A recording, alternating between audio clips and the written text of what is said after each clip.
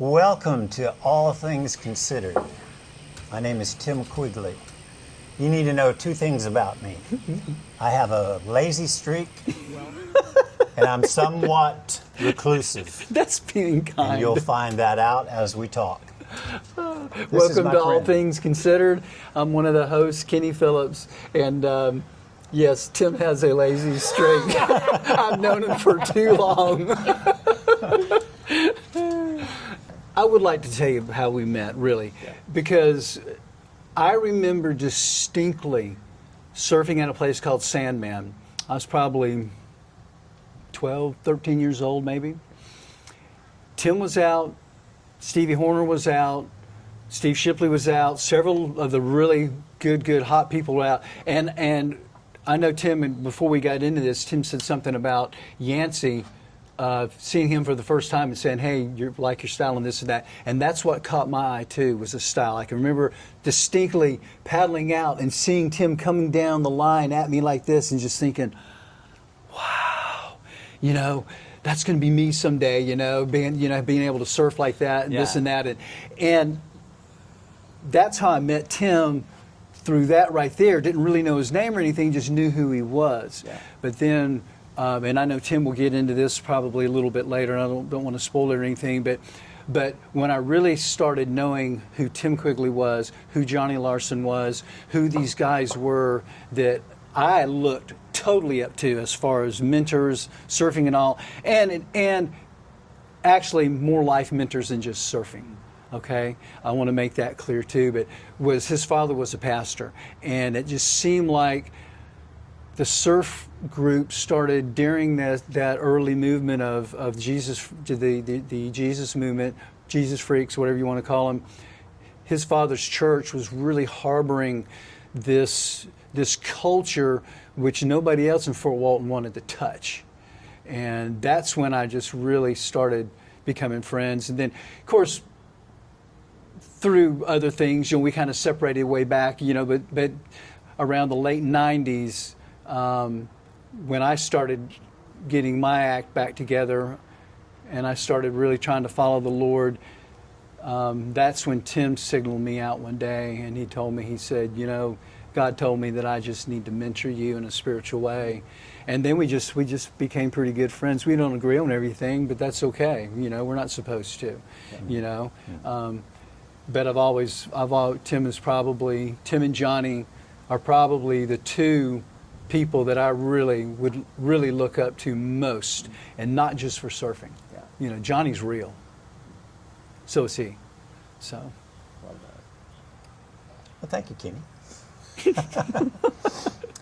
Well, I'm going to talk a little bit about the late 60s and the early 70s, and Kenny will have a lot more to say about what happened in our area.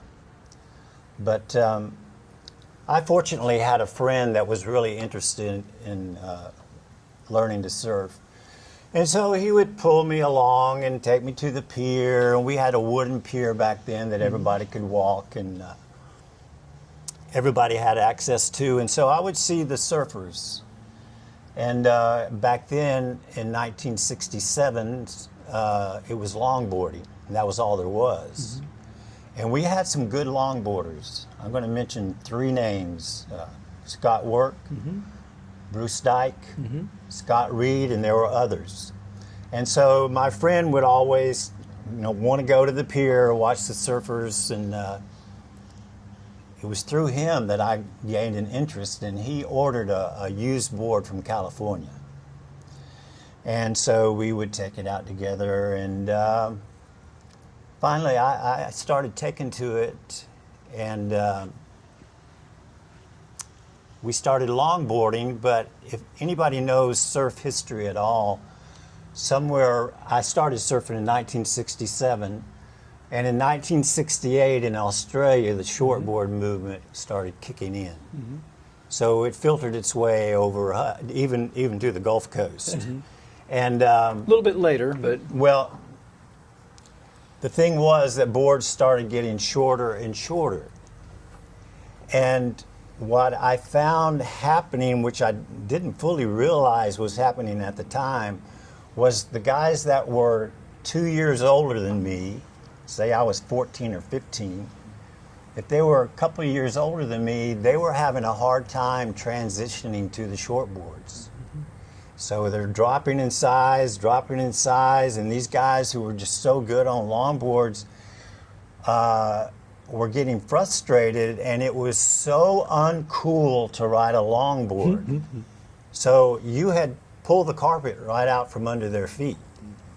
But I had only been surfing a longboard just for a little while, and the whole shortboard thing appealed to me. And the turning point for me and for Johnny was we saw a surf movie called Evolution. And in that movie, we were mesmerized by one particular surfer, and his name was Wayne Lynch. Wayne Lynch changed everything. It was a whole new way of looking at surfing, especially backside surfing, backhand surfing. I mean, what he was doing, nobody had ever seen before.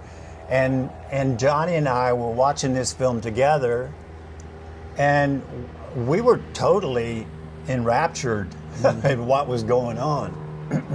So we never looked back. It was shortboards. And so the interesting thing is that all of the guys that I looked up to were dropping out. And so the chartering new territory into the shortboard thing, we didn't have any guys older than us that were showing us the way. And so in a lot of ways, we were having to figure it out for ourselves. And so there was Johnny, there was me, there was a guy named Richard Price. Steve Shipley was a little younger, but he was developing right about the same time. Shipley, if anybody knows the history of Fort Walton beach surfing, was one of the best surfers to ever come out of the Gulf Coast period, I think. Yeah. So we were all developing about the same time. Charlie Schuler was there. And all the Pensacola guys know who Charlie Schuler is, I'm sure. That's true. But he came over from the East Coast, and he was the cat's meow. Everybody was just crazy about Charlie Schuler. But he was kind of in the longboard era, and he was kind of experiencing the same thing that some of the older guys were experiencing. The one thing is that there weren't many guys older than us that were continuing to ride shorter boards. I've never heard, so everything you're telling me is making me wonder, like, was there literally, like, what they did became uncool? Uncool. And they weren't... No, you don't know the shame that you would bring upon yourself if you went out on a longboard, which is terrible. Yeah. It's peer pressure. They were really good on the longboards, but it became so uncool to ride a longboard, they just dropped out. Amazing. But also, the Gulf Coast is not a surf destination. Yeah. Okay? Our waves are generally, now I will say this much, back in the day, we had better surf. I do not want to whine, and it's not just, I can just say, yeah, we had better waves. There were better waves here. But I can see how somebody who strictly surfed on a longboard, an older person, that maybe they've been surfing for 10 or 12 years on a longboard, and all of a sudden you're in this area where, well, you need a longboard to try to catch and get into the wave early or whatever. I see how they could have that trouble, walking off that onto a shorter board, even though the shorter boards still had volume. They were egg shapes. They weren't nothing like what I was riding in the early 80s or anything like that. But and like the AGP, which was a surf Atlantic Gulf Pacific, that was the Yancey. Was it Warren Bostler? I mean, who was it? Hank Warner. Hank Warner. Who was the shaper Hank for Warner. that? Okay. And so it did segue these guys like Tim and Johnny and everybody.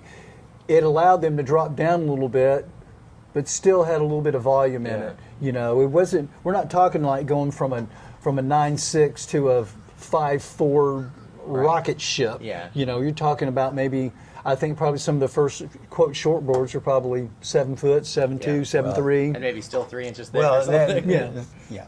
The first shortboards were 8 foot something. Oh, yeah. And they kept dropping. Right. But go ahead. I want to circle back. Unless you want to jump back into your trajectory, I'd like to know about your childhood. Military has a lot to do with people's stories.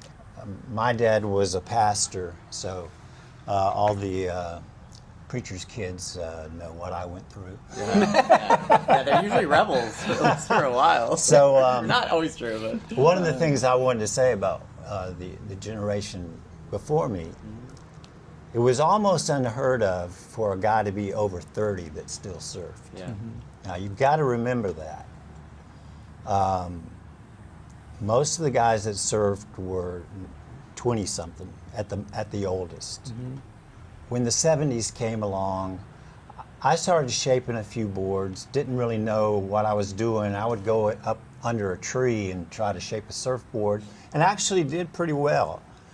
It was years later that I found out you put fluorescent lights on each side and you cast shadows and you see what you're doing. But I shaped some boards, and some of my friends rode them. So I had a little bit of that experience, which was good. And in the early 70s, Kenny's talked about how we had better waves. One of the reasons why is that we had like 3 jetty breaks. Inside the jetty, there was a small wave break that when it got really blown out, you would still have these beautiful lefts coming in. And then sometimes in the middle of the pass, there was a great break there. And then my favorite place to surf was on the Destin side of the jetty. And if the waves were like a foot or a foot and a half, not too many people knew this at the time, but you could go to the jetty on the east side and the wave would wedge against the rocks, and it would be like riding a 2 to 3 foot really powerful wave that you could really work. That sounds fantastic. And that's when my surfing really took off because I had a good wave to practice to play on. Yeah. And the same thing happened to Johnny. So we surfed a lot together during that time. In my mind, was the most beautiful time of surfing that I ever had. But it's mainly because we had 3 really good breaks at the jetty. All of them are gone now. We also used to have what's called a Bermuda high that used to hang over us. Okay. And a physics teacher told me that in high school because I was complaining one day about why our surface wasn't as good 3 years ago as it is now. And he told me, he said, well, you know, he said for many years, there was a Bermuda high that would hang off in the Gulf, which would be prevailing southeast winds, which is what we get our surf from, the best. And he said that thing has moved off, and he's correct. It's way up the East Coast now. It's no longer even in existence down here. And I don't really understand it other than the fact I know if a high pressure sits off the East Coast, not a low pressure, high pressure, we'll generally get some surf from that because of the prevailing easterly southeast winds. Because that's our best fetch coming in because it's wide open this way. Over here you got Mexico, Cuba, and everything else kind of blocking a lot of stuff. Yeah. We kept surfing, and the shortboard came in. Actually, I shaped a 5'10" for myself. I shaped a 5'6" for Johnny, my friend, and then there was a little shorter friend that I made a 5'3" for. They were all single fins, and there was no such thing as anything else but single fins. And so we actually went way down in size. And I wanted to recognize somebody that affected both Pensacola and me as a Fort Walton beach surfer, and that was Yancey. Because Yancey, I got to know him in 1971. And of course, I was really shy around him. He was great at the time. He was winning contests all over the place. I thought he looked like a Greek god, and I was real shy, but he was really kind, and he wanted a friendship. He's the one that let me ride his board. You know, when he was in town, he had the AGP. It was a 6.1, and I'd been riding 5.10s and even down to the 5.3 I rode, and realized we had taken it too far with a single fin. Yeah. And so he let me ride his boards, and we became very good friends. He was someone that I could learn a lot from. I want to say that you know, he didn't have to be that friendly to me, but he was. After the mid 70s, I started getting distracted. In the 1980s, I want anybody to know out there that has gone through something like this. I had a mental disorder that appeared in 1984. It's called bipolar disorder, and it was very serious. So I went through a mental struggle for 3 years that was very, very dark, and that's when I kind of left the surf scene for a while.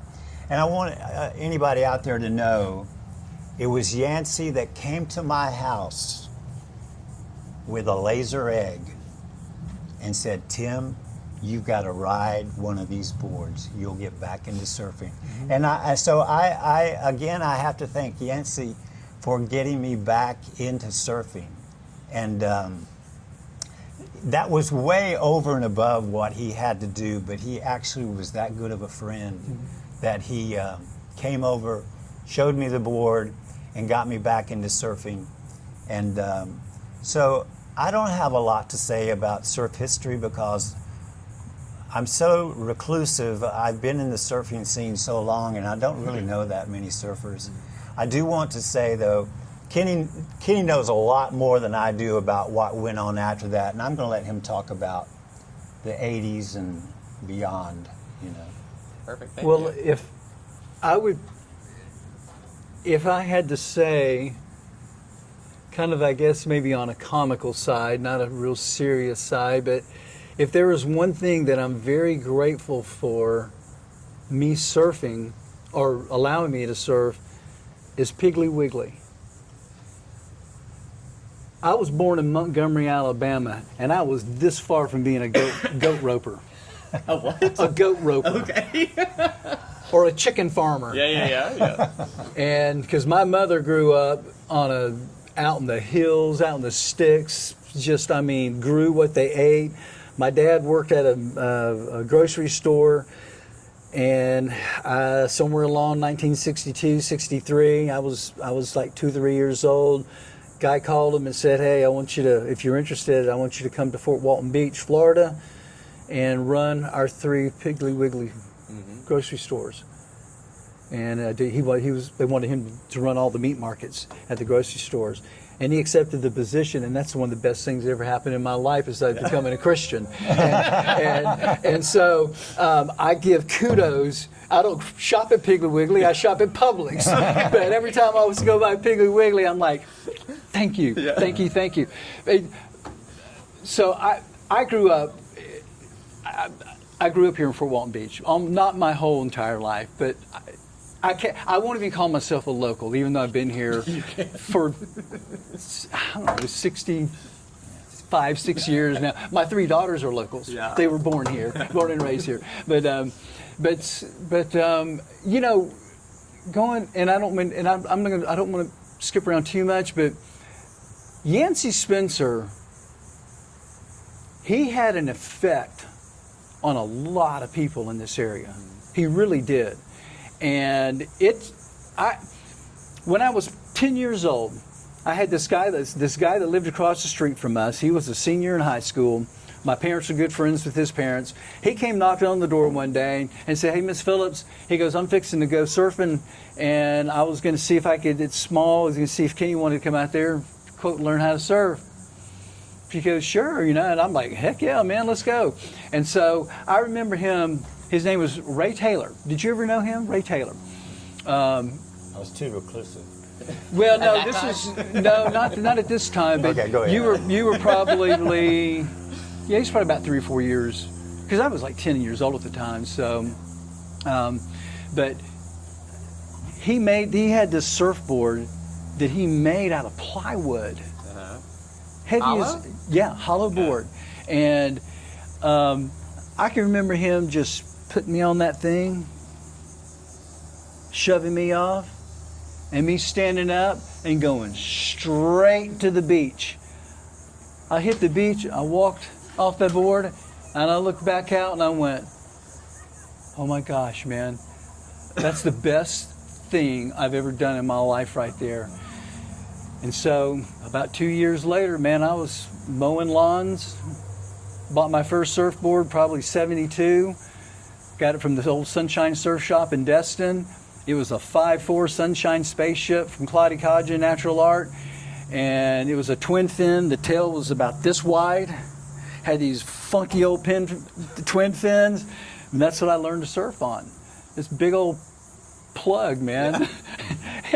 And I can remember distinctly one time, my mother took me to, we were going to Pensacola, because that's where we bought, if you wanted clothes, that's where you kind of went way back in the day.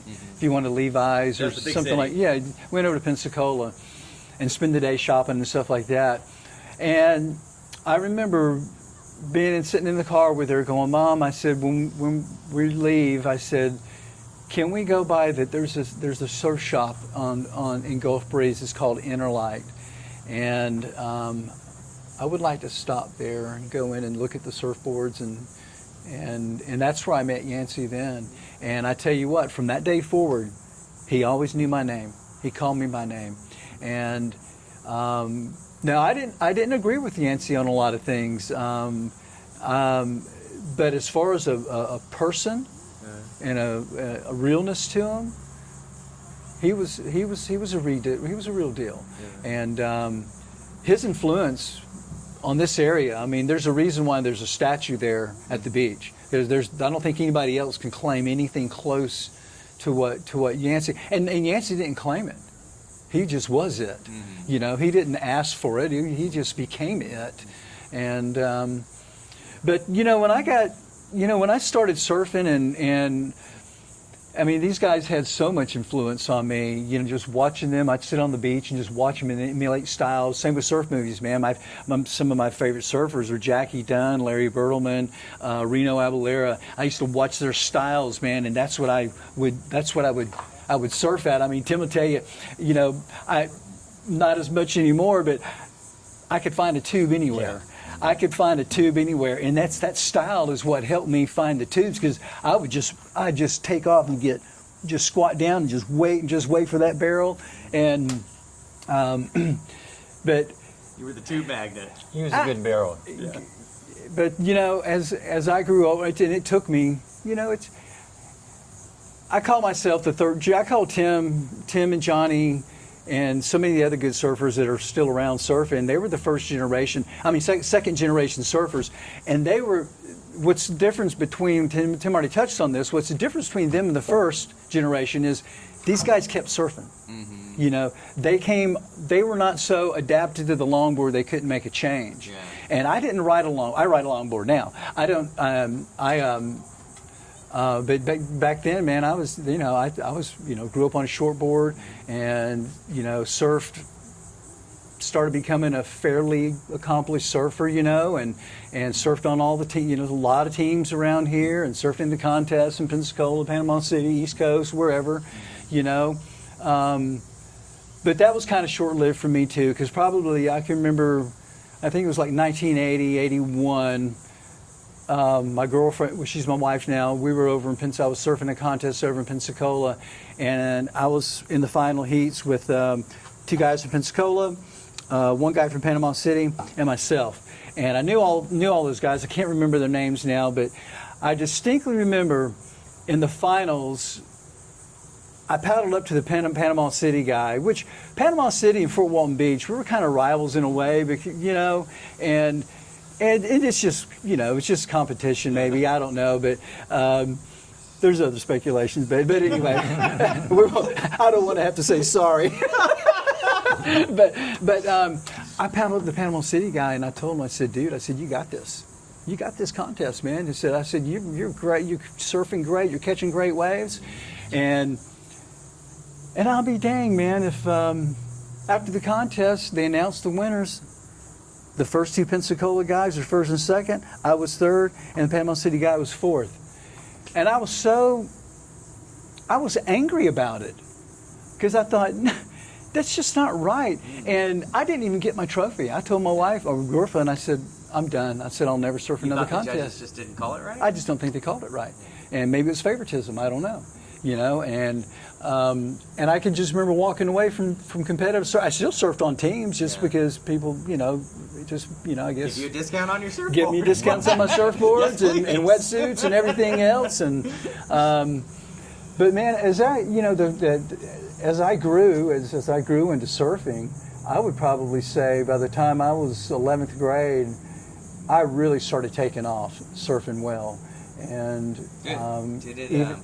how did it affect your life? I know you have this fishing background. At what point, how much of your brain and is I'm 100% surfer. Oh, okay, yeah. I'm 100% surfer now. I fish a lot now because it keeps me on the water. Yeah. Okay.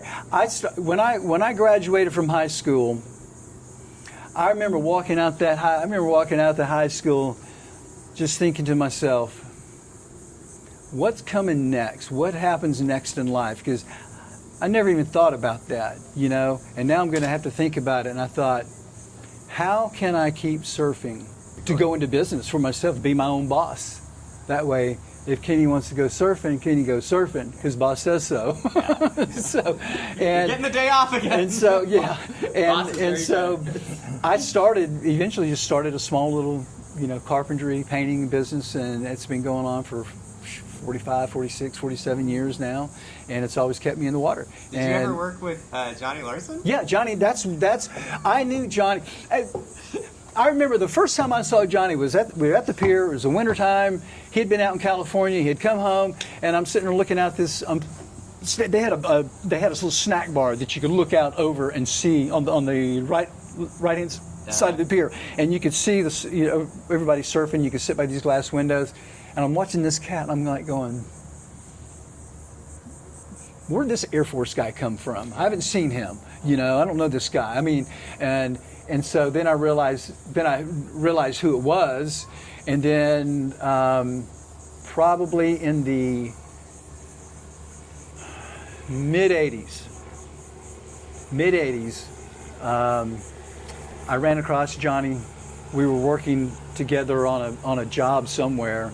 And the surf was good, and I told him, I said, I'm fixing to go surfing, and he goes, well, I go, well, I'm my own boss. And he goes, I won't be able to go. We still worked a little bit together, but we started surfing together a lot.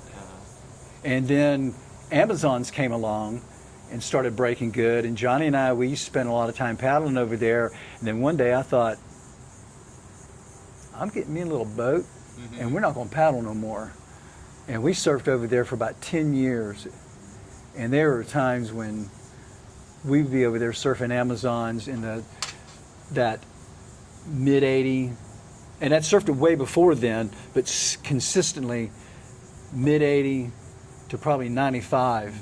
And I mean, I can tell you many, many days that it would be as big as those poles right there, absolutely perfect. And maybe 5 or 6 people on the wave all day long. Does video exist of this? Yes, it does, and that's what killed it. Oh, okay. That's what killed it. Classic. I'd been surfing one day over there. It was big. It was perfect. You'd drop in. I swear, you would ride your wave from here to the other side of that car parking lot to the back side of it. Easy. Yeah. Easy. And just a screamer. And it's the most perfect wave. That just sounds world class. It was world class for a while. It doesn't break near as well as it did, but I remember coming home one day after a killer session over there surfing, and all of a sudden someone calls me and goes, and I didn't mess around with the internet or anything back then. They go, man, did you hear about what showed up on the internet? And I go, no, what are you talking about? And they go, somebody took a bunch of pictures of Amazons and put it on the internet. Yeah. Next time I went over there, there's probably 30 East Coasters over there, Johnny pros, described that. and it was Yeah. just, it was no fun anymore. I don't care how good the waves, it was no fun because we were used to catching all the waves we want. Yeah. You know, and now you go over there, if it's a decent day, there's 100 people in the water. You know, and so it's probably been 8 years since I've surfed over there. It's just not worth it to me. It's not worth the hassle. We've got too many great memories of being over there. And if we could segue a little bit Yeah. into, if you guys want to bite on this. So one of the arcs of Johnny's story was the arc of this kid who's kind of in a pretty rural area, and you have a lot of this untapped hobbies and beaches and places no one's ever surfed before. He was talking about surfing places in 38 that no one ever surfed. Johnny and I, we used to surf out there all the time. So I guess you're talking about things getting more crowded. Oh yeah. Nobody had discovered back in the 60s and 70s. Nobody had really discovered the beauty of this area, and so Destin caught on first, and then eventually 38, which Johnny said in his interview with you, that we called it going to the country. Going to the Yeah. country. There was That's cottages out there, but that was all. Well, now it's high, You can't surf upper out there. end Yeah. community after Going to another. where So millionaires hang out. it's totally different. We would have, I guess this is our normal setup on a swell. We'd have southeast winds start blowing, pick up the surf 2 to 3 feet. It would blow prevailing for 2 or 3 days. You'd have 2 or 3 days of pretty good swell, surf, yeah. wind surf. I mean, back then we had inside, middle break, and an outside. And when the middle break was breaking, that's when it was really fun. But we'd have these swells, and you would spend 3 days surfing here in Fort Walton. Then all of a sudden, when that front got close enough, Amazons was the place. Yeah. We'd go to Amazons and surf that day, and then the next day would be dead offshore winds. So you'd have like 5 days of good surf. And there's many days when Johnny and I we would surf over Amazons, and then all of a sudden that wind would switch to coming offshore. And if it wasn't blowing out of the southeast, Amazons wasn't going to work. It needed an onshore wind because an onshore wind was offshore there, the way it hit the beach. Yeah. So an offshore like Fort wind Pickens would be for like us. would be like a side shore wind. But we'd watch that wind and we'd go, we'd get in the boat, we'd haul boat, we'd come back to Seagrove Beach or somewhere out that way, and it would just be just firing now, just beautiful outside, Yeah. just crystal clear water, really, really nice waves. We did that so many times, so we're surfing nowadays. We're lucky if they, surf captain's going to say 3 or 4 feet. You're lucky if it's 1 to 2 foot, Yeah. and it's not for 5 days. It might be for 1 day or 2 days, But Johnny's correct on that, and Tim's correct about the country out there, man. So Grayton Beach. So I guess my question was, how is your internal experience experiencing this place where you have through the decades seen this place? Do you still love it? Is it in a different way? Do you look back with what is that? It was inevitable. My family came here when I was a year old. I grew up in Fort Walton. After I got married and started having children, I moved to Destin in 1987. But it was no surprise. My goodness, you have to go to the Caribbean to get beaches like we have. I mean, that's the closest you're going to get to our beaches. So I just realized, well, the cat was out of the bag. Everybody was discovering it, and you just have to accept it. Yeah. So I still love the area, and I'm grateful for having seen it as a child. I'm grateful for having it now, and I do want to say one other thing, just from myself. As I said, when I was surfing, the guys older than me seemed to be dropping out like flies. But I'm 72 now, and I'm still going, and I love it. I mean, it's one of those things that if I have to go to another country or something like that, I can give it up. But it's one of those things that has always been so special in my life. Even Gulf Coast. Right. I've only had a taste of surfing in one sense of the word, but just the taste of surfing is something that I don't want to give up. And so I'm 72. It helps keep me in shape. And Yancey would have been leading the way had he been here. He's 2 years older than me. But I didn't have that for myself growing up, but I hope that I've inspired younger surfers just to keep going. You know, don't give it up. Just keep going. So. Yeah, things changed pretty rapidly, probably toward the late '80s, with the country out there. Things, you know, people started kind of figuring it out, buying property, putting in condos, and doing whatever they do. And but I've always been one, and I know Tim, and most people will tell you that I surf a lot by myself, which gives me freedom to. I look for sandbars constantly, and what happens though is people start seeing my truck. Yeah.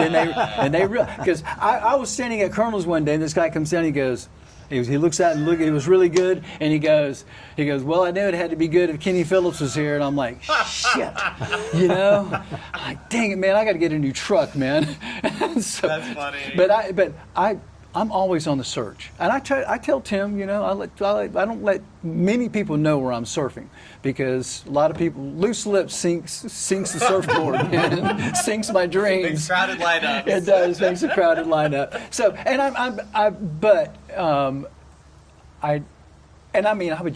I used to take off of my truck or my van, and I'd surf, be gone. My wife wouldn't even know where the heck I was surfing at, you know, and.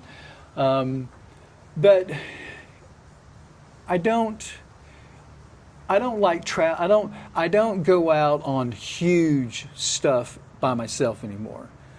2, 3 feet, 4 feet, I don't mind surfing. When it starts getting any bigger than that, I realize that I'm not 72, I'm 67, but you start getting a little more vulnerable, you know, and at least if something happens, if someone sees it, they can explain what happened to my wife or somebody, you know. That's how I feel.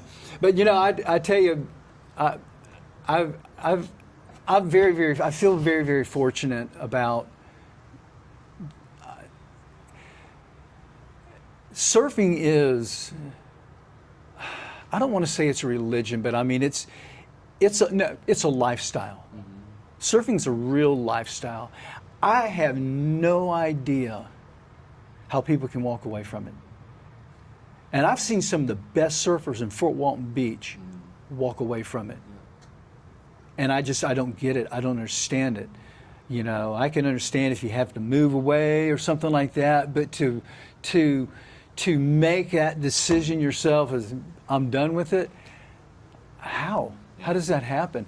Now, I think in '77, I went on my first trip, right out of high school, went on my first trip down to Mexico. And I realized right then and there, man, if I'm going to surf good waves, it's going to have to be off the Gulf Coast. Yeah. And so I started doing a lot of traveling, mostly Mexico, Central America. Tim and I, we surfed in Haiti one time. I have a nonprofit mission organization that we were doing some work down there, and we surfed a couple of times in Haiti, Puerto Rico. We surfed Costa Rica together. In Costa Rica together, yeah. We spent like 21 days in Costa Rica surfing. And but I will, with all that said, the best surf I've ever surfed in my life has been right out there on the Gulf. Right out there, man. When there's not a drop of water out of place, it's phenomenal. Yeah. Sand bottom, clear water, you know, very minimum danger to it, you know, but Tim started shaping early. This is me last year. I started shaping a longboard. Well, No one knew that. I haven't told. This is the first. This is the first. Wow! And I'm going to show learn you something every day. No, you do, and I want to show you though Didn't know that. what my longboard looks like. That's cool. And he didn't even ask for advice He or didn't. help. No. He didn't say a word to me about it. He'll help you glass it though. That's the shape. That's great. That's beautiful. That's beautiful. I hand shaped it totally I used the planer and everything. Wow. Never used the planer. I used to fix when I was in high school up to about 1980. I did all the ding repair here in Fort Walton Beach, but I never had. I don't know why I never decided to shape boards. I mean, I would reshape boards for people that had their nose broke off, and I'd reshape it and turn it into something like a pig or something, but they could still ride it, But I was out at the beach one day about a year ago. And a friend of mine's son, I knew he was kind of dabbling around. He surfed over on the East Coast competitively, pro for a little while, longboard division always. And he's much younger than me. He's probably 30 years younger than me. But one day I saw him out at the beach, and he was telling me about making these asymmetrical shaped surfboards. And I thought, I go, man, I said, I can remember back in like 73, 74, the Malcolm brothers that came up with the Bonzer, they started dealing with this asymmetrical tails, where one was, the part of it was kicked in or rounded. And he was talking, I asked him, I said, well, I asked him how it worked. And he said it takes a while to get used to. He really likes it. And I called him up one day and I said, man, I want to shape a board. Took me 66 years to want to shape a surfboard. And I said, I want to shape a surfboard. I've got the knowledge, I know, and I know what I want. And so he went to the East Coast. He picked up my blank, picked up all my supplies, because he's got a shop. He makes boards, and he's a pastor too. Makes boards, and he has a little church out there in Miramar Beach, or Santa Rosa Beach. And so I took a surfboard over that I wanted to copy, a board that I like to ride, and I didn't use a template except the board. I just laid my board on top of it. I marked it out, then I cut it out with a jigsaw, and then I started shaping it down. And he didn't help me much at all. He just showed me the rails. He kind of showed me what to do to keep your rails the way you want them. And so I was pretty stoked with it, and I can't wait to ride it. I still got some glass work to do on it, and I'm going to do it again. That was probably, out of surfing itself, I was so high months after I shaped that board, just thinking about, I guess, what the Lord allowed me to take in, watching shapers, watching other people, just looking at shapes, and always kind of knowing what I wanted to ride.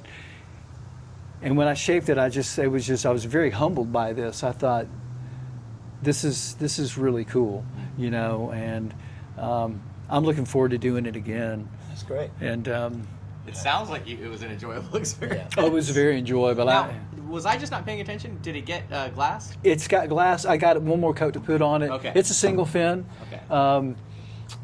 It's got one more. What's that? What's the shape based on? It's a rounded pin. Okay. Round pin. It's I have a Erie Doghouse Surf Shop that used to be there by the foot of the bridge. He had Erie Eric Peebles, I think, or Eric Peebles is his, I think I've seen his Eric name Peebles. I've seen the boards. Yeah. And I saw that board.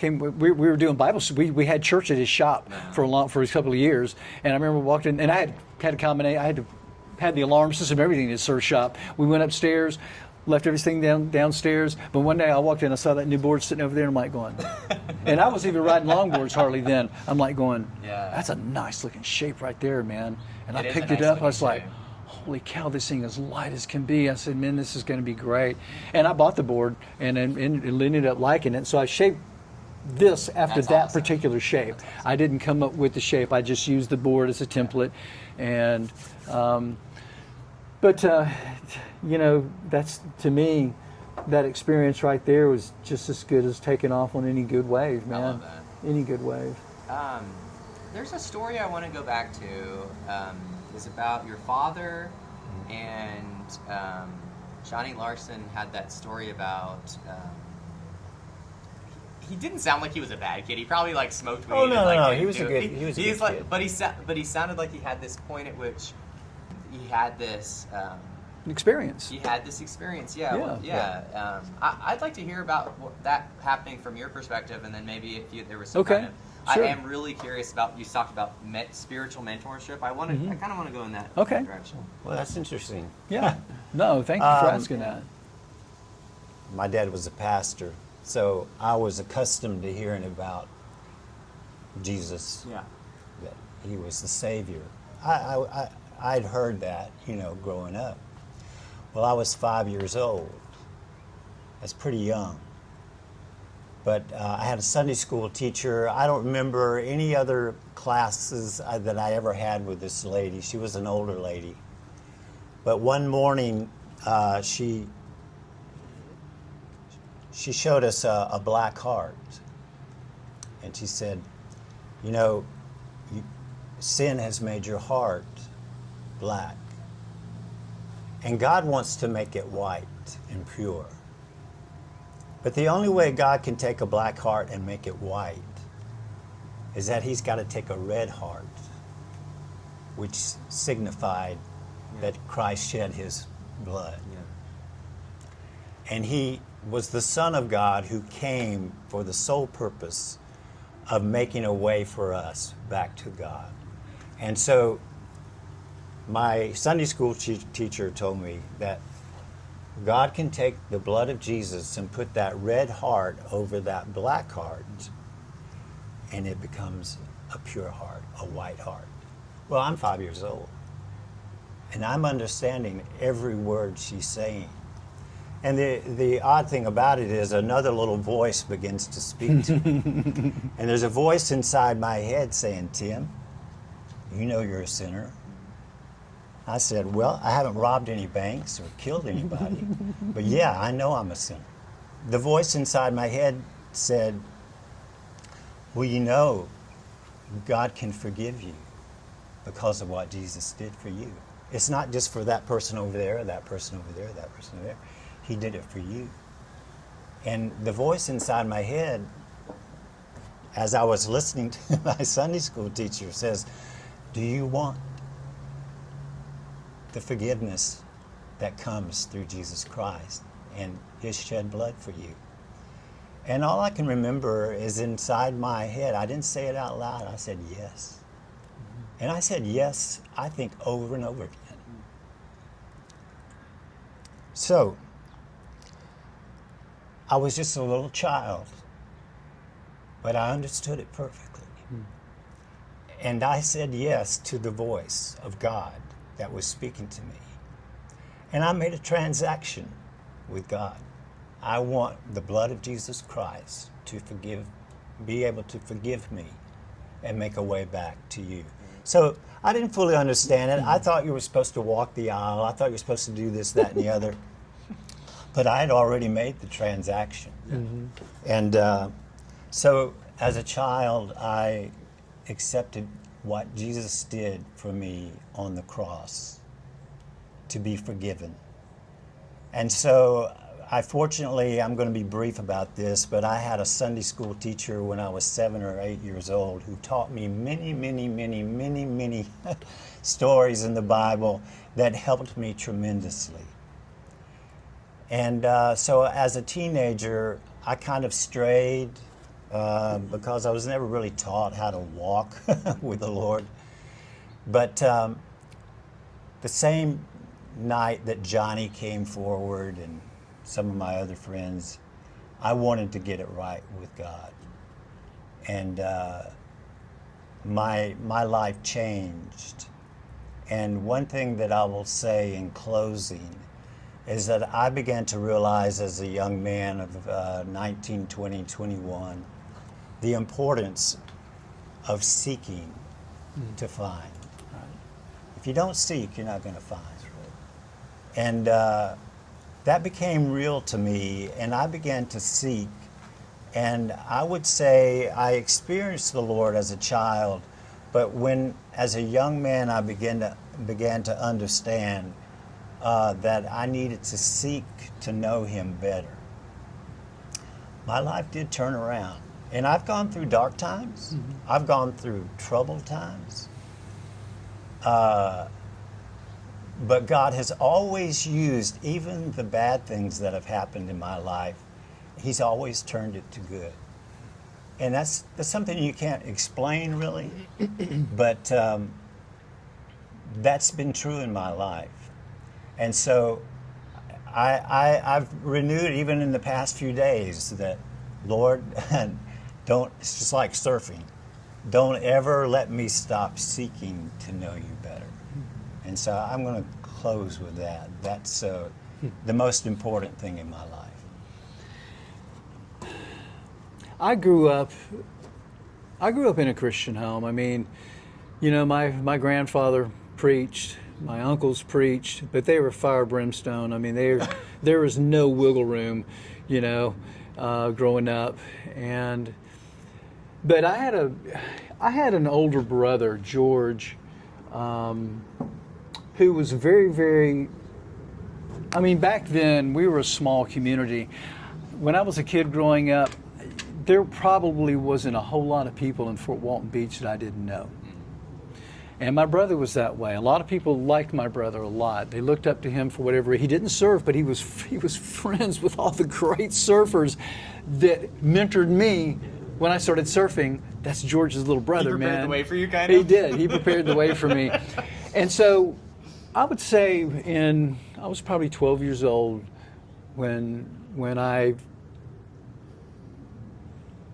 felt the Lord calling me to invite his son into my life, and that was at First Baptist Church, Fort Walton Beach. And I did walk the walk. I walked out and did the things that I thought I should be doing. You walked down the aisle like he thought was part of it? Right. Yeah. Right.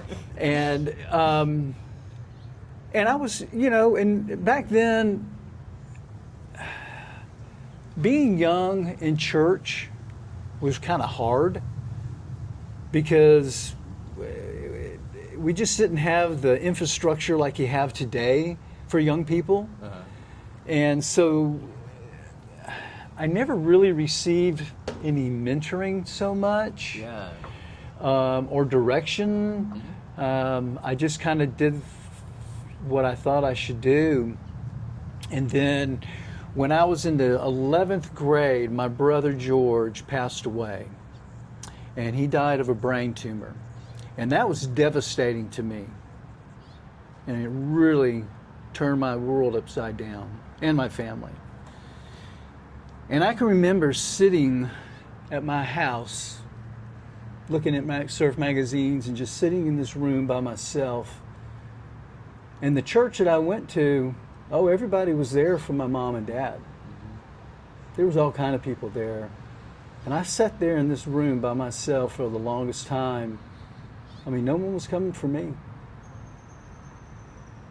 And I just, you know, and I don't put a blame on anybody. I think it was just the culture of our time at that particular time.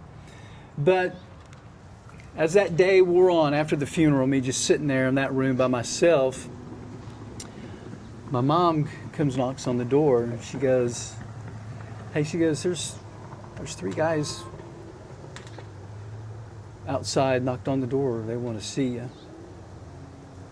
And so I went out there, and Chuck Chris, Scotty Watkins, and Peanuts. Schuler? Not Schuler. No. Which this is before Peanuts Schuler. And Cacahuetes, as we always called him too. And these were probably the worst 3 people that could have come and knocked on my door. But you know what? They were there. Uh-huh. They were there, and they were genuinely concerned. And I jumped on that wagon from right there. And I left a lot of stuff behind. Not surfing. I stayed surfing. They didn't surf. but I surfed all the time. But and I just, man, from that point, I strayed far away, far away. And then when I had we had our first child, Jessica. Well, by the grace of God, if it wasn't for my mother and my wife's mother, I don't know where she would be. because they mentored her. They took her to church. They did, you know, and she Because was you weren't getting reliable or stable at that point. Heck no, I was surfing all the time, man. I was, you know, work when I had to and surf when I had to, which was every time it was up. And That doesn't sound too far astray. I hope that's not your version of straying. no. But my spiritual life was like zero, totally bankrupt, totally bankrupt. There was no larger context. No. And so my daughter started getting involved in youth group at the church and all, and so Kim and I, we would do we'd go to church on Christmas, Easter, and that's about it, you know. But one day, I had started coming back to church a little bit, a little more frequent. And, you know, I'm a carpenter by trade. And there was a missionary that came to our church. He was a local guy, too. He belonged to that church. His name's Clint Akins. Came to our church. He was a missionary in Madagascar for 30 some odd years. And he was on furlough, and they were wanting to build a church in a small village called Anquilavalo, which is on the Mozambique Channel side of Madagascar, on the west side. And he had started a seminary over there, and every pastor that graduated from seminary, they had to go back to their village and start a church. So this Pastor Franklin did that and got to the point where they needed a church built. And so I was sitting there listening to this guy and this missionary talking about this, and I'm sitting with my wife, and I go, and I hear someone just tell me, "Hey, you need to go on this trip." 3 weeks. 3 weeks. Never. Only trip I've ever gone on was surf trips, man. And so I'm sitting there. Didn't really. Guy kept talking, and that voice again says, I mean, just as audible as it can be, I want you to go on this trip. Yeah. And so, you know, I look around like, who was saying that? Yeah, Tim's not the only one hearing voices here. No, Well, no, I mean, it's a silent voice, but you Yeah, know, it's- you yeah. know it's speaking And I'm to you. and I'm I know like, what you're talking about. I've heard the and same so, kind of stuff. and I'm looking teasing. around, and my wife's going, what is wrong with you? And I'm like, did you hear that? She goes, hear what? I'm like, never mind. And so, church was over. We always would go to my mother's house. Even when I wasn't going to church, we'd go there and have Sunday lunch. Unless the surf was up. And I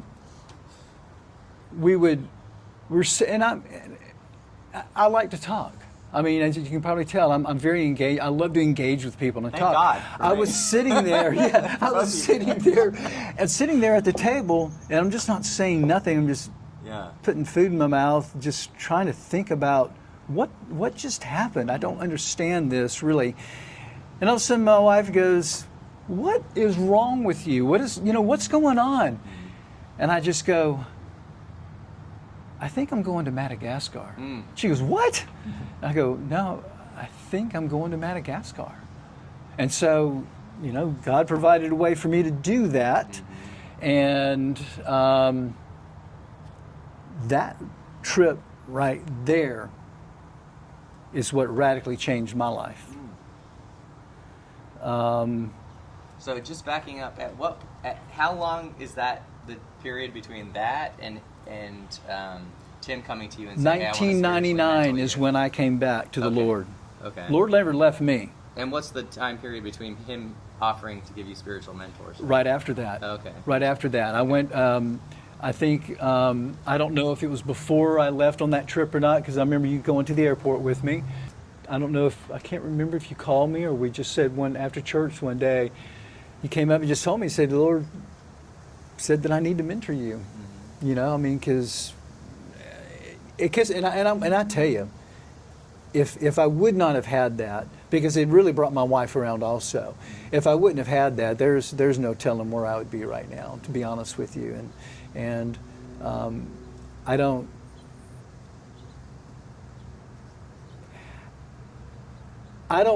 hang my hat on once saved, always saved. Mm-hmm. I don't hang my hat on that. I don't think that God will ever take us out of His hands. Yeah. But I think you you use the word have seeker, which is an active word. right, and Yeah, you're right. That's and very it's- observant. and you have to seek. Yeah, but you can't unless someone mentors you, you don't know what to seek. Yeah. You Yeah, know, you- so I you- was seeking a lot of things that weren't the right Yeah, things to be yeah, seeking. right. So, but One of those things. yeah, but so I would, and my life is not roses and everything. I mean, the same thing. I've had tough times and dark times, and I slip and I fall, but I get up and I keep moving forward. I don't go backwards. I try not to go backwards. Ever try not to go backwards. And but if I wouldn't have had people like Tim and then Yancey, when Yancey found out, Yancey started pouring a lot into me too. But it was through that particular trip right there that God called me to a different calling, and he called me to be a lay missionary, or whatever you want to call it. And we started back in the early 2000s. We started a nonprofit mission organization called Give Me Shelter Ministries. We became a 501c3 in 2006. We still have the organization. We do a lot of humanitarian relief. We do a lot of disaster response. Most of what we do in Give Me Shelter Ministries is international. I don't do a lot here in the United States. I feel like that we have plenty of, until about the last 4 or 5, probably about the last 8 or 9 years ago, about 9 years ago this year, an organization called Cooperative Baptist Fellowship called me one day and asked me, hey, we would like for you to be our disaster response coordinator for the state of Florida and the Caribbean islands. And I said, no, I'm not interested in that. We've got a mission organization. And I said, my plate's full. Well, about a week later, Hurricane Michael came through, totally annihilated Panama City, Port St. Joe, two places that are very dear to my heart because I have people that live over there. Total annihilation. We did not receive one drop of rain from that, 70 miles away. We did not receive one drop of rain from that storm that totally annihilated that country over there. I mean, that area over there. And when I saw that, well, I started immediately.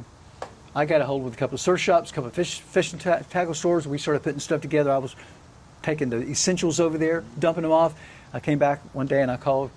After I'd been over there about 3 days, I called the people at the Cooperative Baptist Fellowship and said, yeah, I'll do it. And I said, we need to start right now because it's crazy over there. I just got back from over there. So that's the only work that I do in the United States is for them. Now we do a lot, through them I do a lot of stuff in the Bahamas, which is another, the Bahamian people and the Bahama churches over there are really dear to my heart. But going back to that is, if I wouldn't have people like Tim or people like Yancey even recognizing that and recognizing the gifts and mentoring you and helping you learn what to seek, trust me, I made a lot of mistakes trying to do this thing that I had no idea what to do with what do you mean a mission organization? What the heck's a mission organization? What's a 501c3? I don't know any of that sort of stuff. And the more I tried to learn about it, the more I tried to push it, the further it got away. Until I was sitting in my wife's school cafeteria one day, and this guy named Harry, who had Harry's Surf Shop, he's a good friend of mine, good friend of Tim, Harry Madison, he came up to me one day and he said, Kenny, he goes, where are you going to next? And I said, Harry, it's been a while since I've done any surf trips.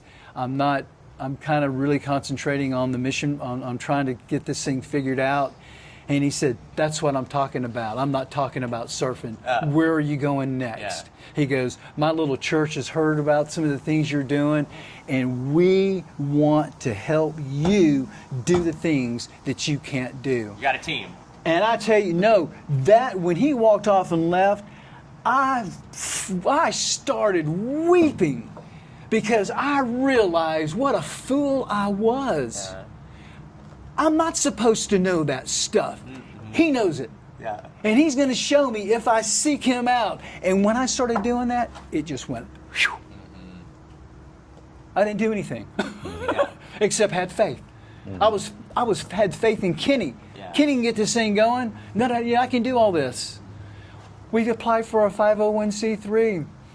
My business accountant that does my business work, accounting for my business, she goes, yeah, we can do this, but it'll take you probably 5 or 6 years before you get the 501c3. It's just, they're that way. And she goes, and it's got to be filled out perfectly, because if it's not filled out perfectly, it gets kicked back, and you're back to the ground. You got to fill everything out again. And I said, well, do you guys do that? She goes, we've never filled out one before in our life. She goes, but I'll check with my boss and see what he says. She called me back one day and she says, hey, we've never done this. We would like the challenge to try to do this cool. pro bono. Yeah. So they did it. We sent it off. About 6 weeks later, it gets kicked back. And I'm like, oh, crap. So I open it up and I read this thing. And it said, you forgot to sign this one paper. And I'm like, so I took it down there to the accounting office, and she goes, I don't know, I guess we just sign it and send it back and see what happens. So I signed it, sent it back. Within 3 weeks, we had our 501c3. Yeah. All these other people out there that have been trying to get it forever and ever hadn't got it. We got ours in that unbelievable amount of time. And I remember my accountant going, Kenny, I don't know how this happened. And I said, I know exactly how it happened. She goes, God allowed this to happen because He's ready for me to get moving. Your path had been lubricated. It had been lubricated, no doubt about it. Things were rolling. And so that's where I'm at, and I am so unperfect. It's not even funny, but I do the best I can. Okay, so I'm. Thank you for all of that. That's a really beautiful story. As I'm listening to you, I'm thinking, so I'm 38, I'm kind of at like a place in my life where I'm not really sure what I'm going to do next. And you guys have this experience, you have these relationships, you've watched your changes through time. But what do you see now as how do you want to navigate through life with all the experiences that you have? What does that look like moving forward for you guys? And if there's no wrong way to answer that, it's Yeah. Since I'm the oldest, I'll answer that. yeah. I'm retired now. It's funny. It's like Kenny said, he tried and tried and tried, and nothing happened. And then one day, it just opened up. Yeah. He realized that God opens doors and stuff like that. So I've had opportunities to teach, and I've had people. I've never taught unless I've been asked. That's something I won't do. I don't volunteer. If somebody asks me, though, I've made an agreement with the Lord. If somebody asks, I will. And so I've taught for a certain number of years, and I go in and out of that a little bit. But Teaching what? Sunday school. Scriptures. Oh, okay. Scriptures. Gotcha. The That's what I figured. I scriptures. just wanted to double check. Yeah, I mean that's where I tried to help Kenny. He didn't try. I tried to show him that the scriptures are phenomenal. Yeah. They're a wonder. The creation is a wonder, and the scriptures are also a wonder. Yeah. And I tried to share that, convey that to Kenny, and other people have come to me and appreciated what they would call, I'm not saying it, but what they would call a gift to share the scriptures. Yeah. And so when I've been asked, I've done that.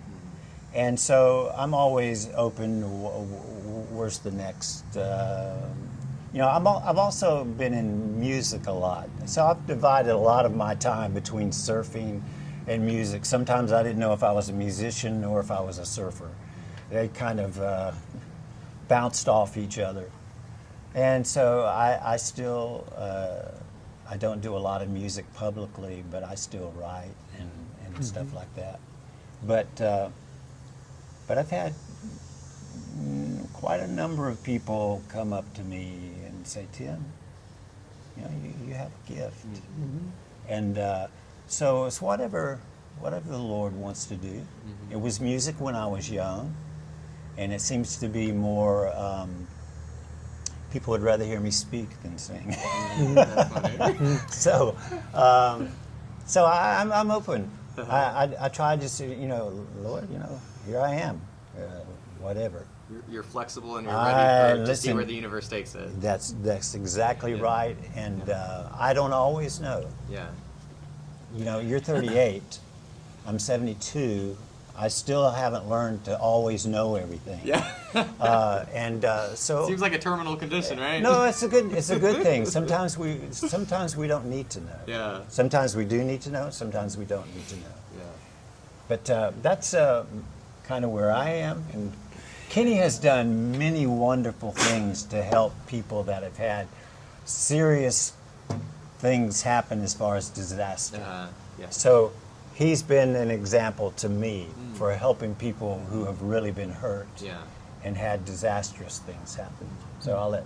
Well, Tim is a phenomenal teacher. He really is. I mean, phenomenal teacher. He's a phenomenal musician and surfer. So, but to back up a little bit, we did when I first started getting back into church and Tim started pouring out to me, we would do a Bible study. We did a Bible study for 4 or 5 years. Yeah, it was a number of years. 4 or 5 years. But I want to tell you, we probably spent 2 years before we got out of the first book of the Bible.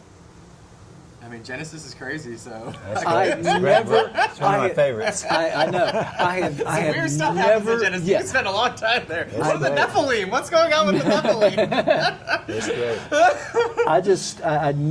I'd never been in that intense of a Bible study before, and to the point to where when you go home, you're thinking about going to sleep. You get that Bible back out and you start reading that stuff again that we just saw, just to discuss for 3 hours. Yeah. And I'm just like, reading back through it. But I'm not going to retire. I made a decision back when I was little that if I was gonna surf as much as I wanted to, when I wanted to, I was gonna have to work by myself. There's no retirement working for yourself. Yeah. But I've got a good little business, and I know that I'm going to continue to do what I do and still surf as much as I can when I can. And I don't abuse surfing like I used to. Escapism? No, I don't. If it was 1 foot, I wasn't working, man. I was going to be out trying to catch whatever I could catch on a 1 foot wave. Nowadays, if it's 2 foot and sloppy, I'm going to help. I'm going to carry on with this project because it's going to get better, and then I can take a whole week off whenever it gets good or whatever. So, but between our ministry and our mission organization, who Yancey for 3 years until he passed away. He was a heavy supporter of our mission organization. I was just astounded by that. I was so desperately upset in Haiti one day. I was standing on a dam in a place called Paligue, and I was looking down at the water and my phone rang. It was my wife, and she goes, "Kenny," she goes, "I've got bad news." And I go, "Oh no." I said, "What's going on?" She goes, "Yancey Spencer died." And I said, "No way. I talked to him a week ago before I came down here. There's no way." I said, "You're talking about his son." She goes, "No, I'm pretty sure it was him." I said, "Nope." I said, "Start making some phone calls. It's Yancey 4. It's not Yancey. No way." She called me back. She said, "No, it's Yancey died of a heart attack over in Malibu." And I'm like, "Oh my gosh." I was devastated, and had a major effect on that whole trip. I was down there for 2 weeks. I missed the paddle out. I missed everything, and I was really devastated by that. But probably one of the most profound things that anybody has ever said to me came out of his mouth, Tim Quigley's mouth. I became an ordained pastor through the Southern Baptist, not through my church. My church I grew up in, wouldn't recognize it. Little old country church over there in Pensacola, man. I mean, redneck country church. They accepted me. They saw that there was a need for this man to be ordained. And so, anyway, I met this young girl in a youth group, and her father had gone on a mission trip with me one time, and she felt like the Lord was calling her to, to seek after Jesus as Lord and Savior, and she asked if she could talk to me, and I said, that's fine, but we just, let's get, bring your mom and your dad. And so we met down at a softball field close to where they lived. And so I talked to her parents, I talked to her, and through that conversation, she decided that she wanted to pray and accept Christ as Lord and Savior. And then, so we prayed with her, and then when she got done, she goes, I would like for you to baptize me. And I said, where do you want to be baptized at? She goes, well, at the church. And I said, we'd have to run that by Dr. Gates, the pastor of the church. He may have a different take on that. If you want to do it at the beach or something, that's a totally different thing. And so I went up to Dr. Gates and I asked him, I said, hey, I've got one of our youth wants me to baptize her. And he said, cool, that's great. That's fine. I want you to do that. And I said, oh, great, cool. That's really neat. And so during this baptism, this is the first thing. I mean, it was surreal for me. It was like I was going through this whole experience over again. But I remember as I laid this young lady in the water, and she had her eyes closed, and I laid her in the water, her eyes open up, and she's looking straight through the water, just straight up there at the ceiling.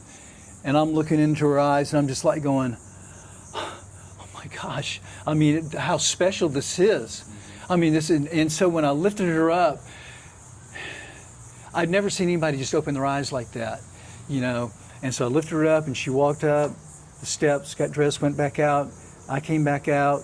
I sat Tim and his wife were sitting right behind my wife and where I was sitting. And Tim comes up and he reaches over my shoulder and he says, Kenny, that was beautiful. And it was beautiful. Mm-hmm. It was incredibly beautiful. Mm-hmm. And I told him, I said, I really feel unworthy.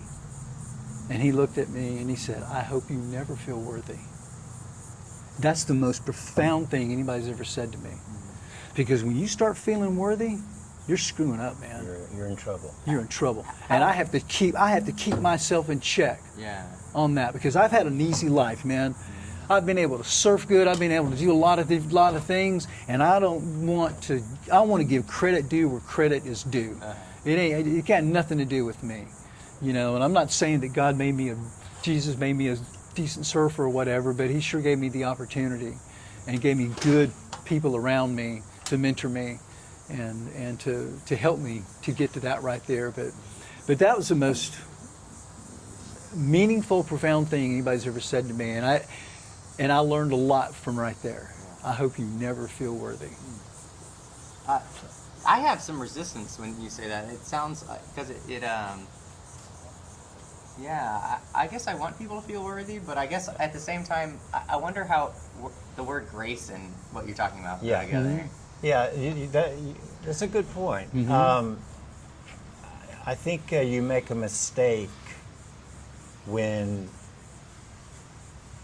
you feel you are worthy. Like, well, God, you're going to congratulate me now. I'm so a this, final that, and the other. Maybe you're saying, like we were talking about seeking and a final destination. Yeah, I think one of the great things about walking with the Lord is that when you have a greater understanding of the Christian life, you realize it's not what you can do for God, it's what God will do through you. Mm-hmm. If you just you offer yourself to Him and you have the faith to let Him be God, and you just listen to what He wants you to do. You make the mistake in trying to tell God what's best for Him, and so I guess what I was trying to tell Kenny at the time, I do remember saying that that if God uses you, it's not because you're worthy. It's because you put your trust in the Lord. Right. And when you put your trust in the Lord, He used a little boy with 5 loaves and 2 fishes. Mm-hmm. It's not you. It's just being submitted to Him and allowing him to be God. He's the one who he's the one who's worthy, not you. Yep. And so whatever you do all to the glory of him. And I guess that's what I was trying to convey to Yeah. Kenny. Yeah. And that is beautiful. I love the way you described that. I was there. Right. Yeah, I mean, I don't end game. I don't know what the end game is, man. Who knows what the end game is for us? A lot of people on the mean, internet have got it figured out. I'm glad someone's got it figured out. You know, I wake up every day to a new day and just like, well, what are you going to do today? You know, so. It feels like we've kind of hit a natural stopping point. Is there something there? I do have one thing Brenda wants me to ask. Okay. Dude named Martin something? Martin Manley. Okay. Yep. Can Yeah. you tell us about Martin Manley? Martin Manley is the 4th generation surfer. Probably one of the best surfers in our area. And he gives Brad Peterman, all those people over there, a run for their money in contests. Very, very good surfer.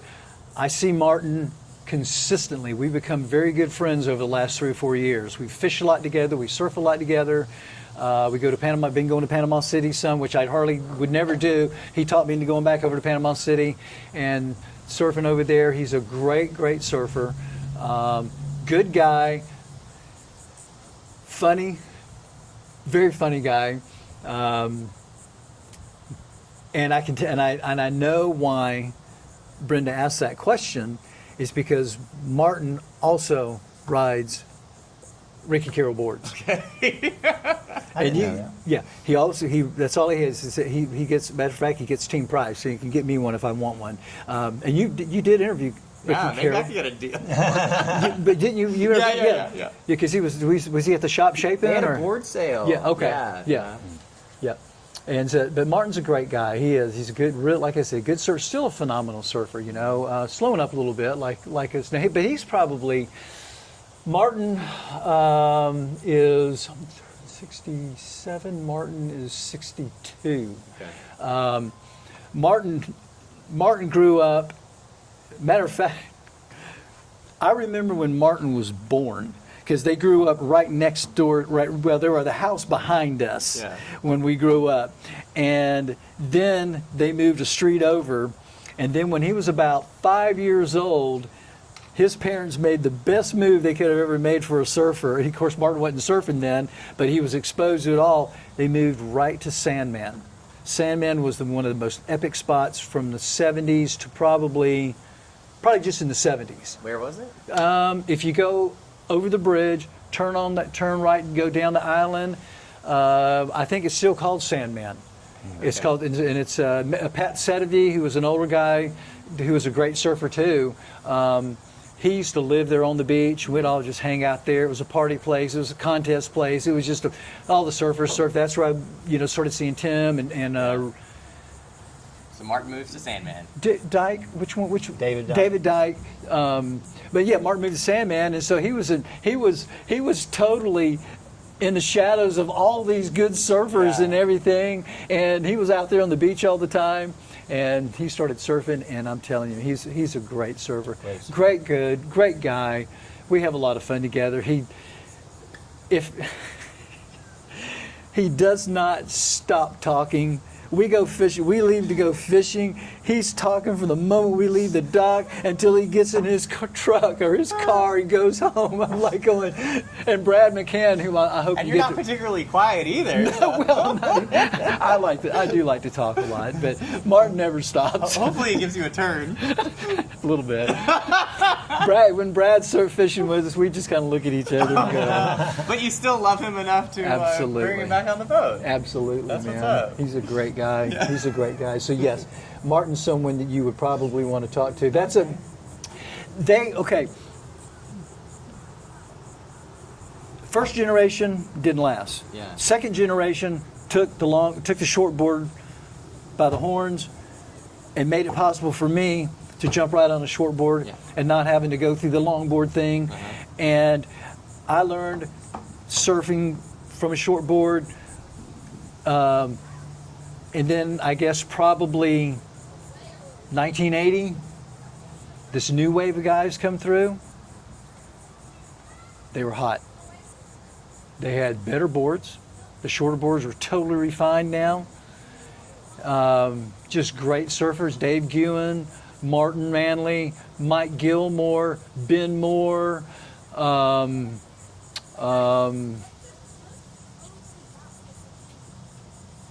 thinking of the ones that I just kind of surfed around a lot.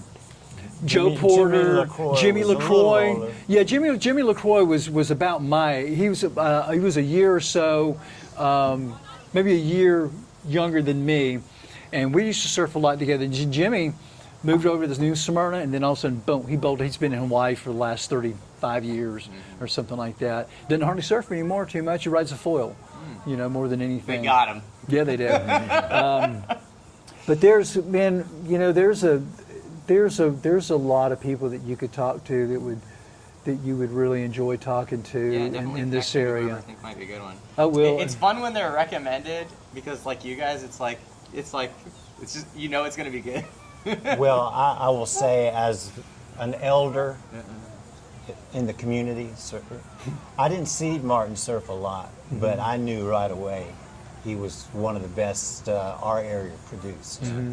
So Martin Manley was a really, I think of Rob Machado when I think of Martin. He was a goofy foot too, very smooth style.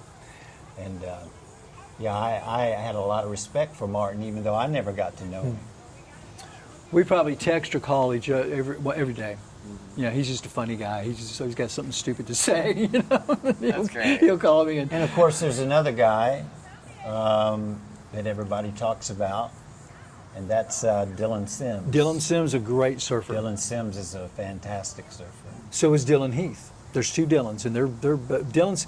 That's who. When I surfed for Celestial, when Herb Turner had the shop, and then when Rob Willis took over, I didn't much care for how things were going, and so I opted just to walk off the team, and then I started surfing with Coastline, which was Frank Sims. Do you know Frank Sims? From Pensacola. As a matter of fact, Frank Sims is what set me up to go down to Puerto Rico at a young age. Went down there 2 years in a row, and then I felt like it was getting too crowded, and I started looking at other places. But his son, Dylan Sims, is a phenomenal surfer. You'll see him a lot out at Navarre, regular foot, unbelievable surfer. And Dylan Heath is a really good surfer too. And now these guys are 8th, 9th generation surfers. There was not a lot of activity between Martin's generation and to now up until Dylan Sims and Dylan Heath and those guys. I don't know why. It just there was a probably a 15-year, 12-year span there where I was wondering, where are the surfers going? Wow. Is everybody leaving Fort Walton? It's fine with me. More waves for me. What was the time period, you think? Probably the 90s. I would say I would say maybe 85 to maybe the mid 90s-ish a little bit. It was just a weird. Ricky Carroll was talking about how when Kelly Slater was really popular, people started going to really unrideable shortboards. Yes, that's true. Yep. And I'm wondering if that was a part of. I think so too, because there was a time, man.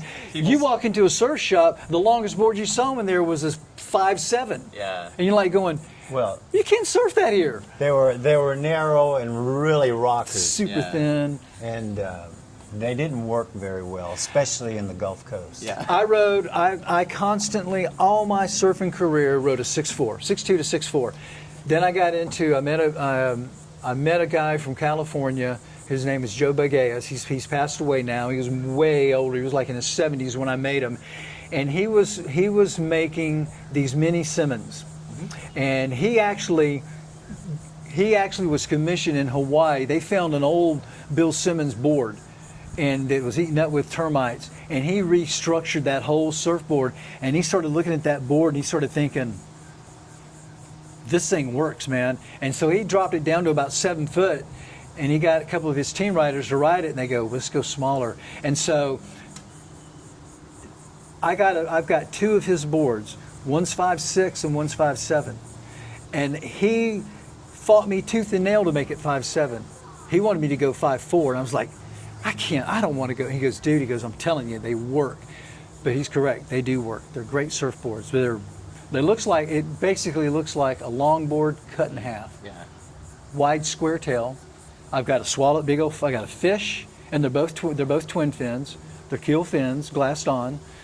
And I've Is rode. that what you call a planing hole or no? No, this thing. A planing hull is you'll see this in boats. A V-bottom? It's a rounded bottom, Okay. and they call it hull displacement. Yeah. Okay. And so the hydrodynamics of the way they do the displacement hulls are totally opposite of what most modern boards are, with concaves and double concave Right. into a V. It's a totally different concept, but it's alien to me. But when guys learn how to ride them in California, where they've got a wave that will, you know, a accommodate. long wall, Yeah. they can work, but it's not what I've ever been able to Right. ride. I've always ridden twin fins. I mean, I've ridden twin fins for a lot, not now, but I mean a lot of years. I love twin fins. They just were always magic to me.